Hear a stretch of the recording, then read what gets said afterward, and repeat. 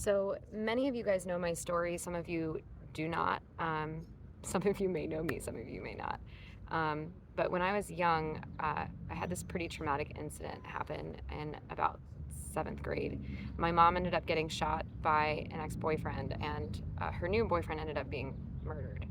Um, Now, my mom ended up surviving, and it was like an absolute miracle. Um, but this is not the story that I'm here to tell you about. I wanted to just take a minute to tell you about my experience after that crazy experience. I have a friend visiting from high school. She's a high school friend. She's visiting from in town. And last night we got dinner and we caught up and we talked for hours. And we talked about how when we first met each other. Unfortunately, I have like hardly any memories of her from middle school, which fair enough. I had this like crazy big traumatic thing happen to me, and she was a little offended. She's like, "How dare you not remember me?" But we were talking about my experience of middle school, and it was pretty rough experience. So a couple days after my mom was shot, I went back to school. It's just the way of the world, and it was in those moments going back to school that I discovered where my true friends were, or who my true friends were. Um, and maybe that sounds like a dramatic statement, but it was during that time that I also discovered what it meant to feel truly emotionally unsafe with another person. And I think there's something to be said for this. So when I went back to school, there was a lot of gossip, right? Oh my God, there's a lot of whispering. Oh, did you hear what happened to her mom, right? Like, da da da da, this, that, and this. I heard that. There were a lot of rumors that were going around. And then there were the more bold people who came up to me and were like, "What happened to your mom?" Kids, they're direct, not fully developed, I guess, in some sense. Um, but I remember with some of my closer friends opening up and sharing with them, what my experience had been, what had sort of happened in so many words. And some of those friends, they were able to really hold space for me and be there for me, kind of be in the darkness with me and lift me up too. And others were completely emotionally unavailable. And there was judgment. There was, well, what did your mom do?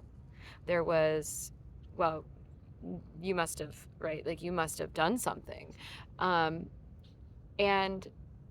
I want to share that story from like like a airplane view, like a broader view, because those conversations shaped me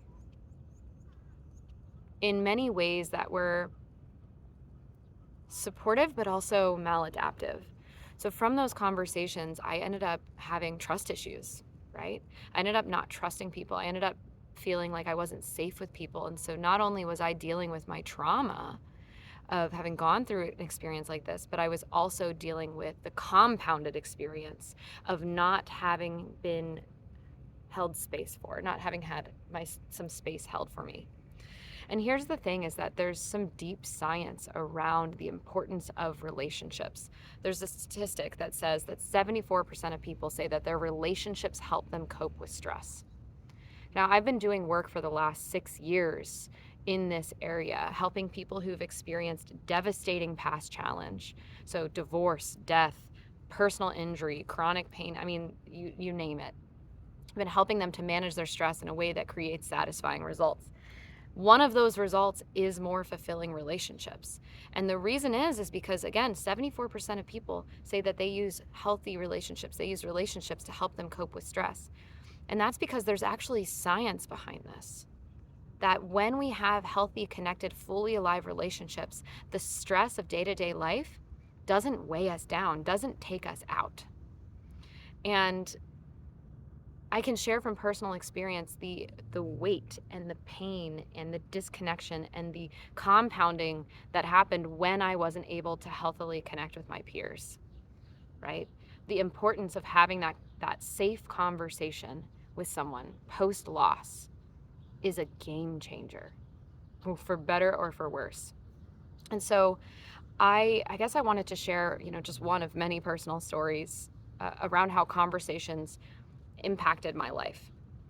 And um, and I also want to share this just because, if you or someone in your life has gone through some devastating past challenge, maybe is going through one right now. Maybe you're going through a divorce. Maybe you had some crazy trauma like I did. Maybe you're going through a breakup. Maybe there's just like everything just feels off. You're struggling with depression. Like, having healthy relationships makes all the difference. And so I've got this workshop coming up on April 22nd. It's from noon to 4 p.m. Eastern time, and it's online. It's called Safe Conversations. I spent all of 2022 getting certified in this really, really powerful methodology. It's a new way of talking. It's really teaching us how to talk without criticism, how to listen without judgment, and how to connect beyond difference. So I want to bring this to the world because I know that, especially for those of us who've experienced devastating past challenges, or those of us who want to be there for someone who's going through something in a way that is supportive, right? Oftentimes we don't know what to say, we don't know what to do, right? This workshop teaches us how to navigate that. And so I wanted to make the invitation. Right now, I've got early bird tickets available through April 7th, so the end of day tomorrow, $297. So really affordable for a 4-hour workshop.